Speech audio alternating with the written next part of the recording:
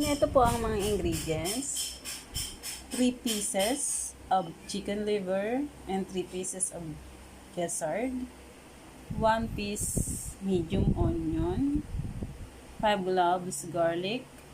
3 pieces siling labuyo o cayenne pepper. 1/2 tablespoon sugar. And ito po yung mga hiniwa kong talong. 4 na piraso lang po yan. At ito po yung 10 pirasong hiniwa ko din ng okra.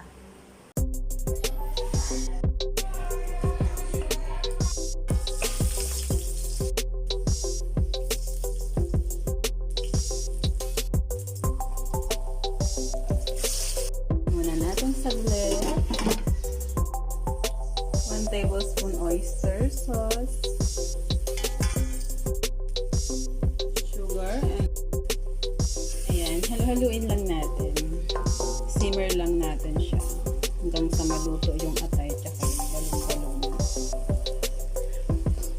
Yan, diba? Ang ganda pagka may siling labuyo. Umaanghang sa sarap. Okay, 1 cup of water.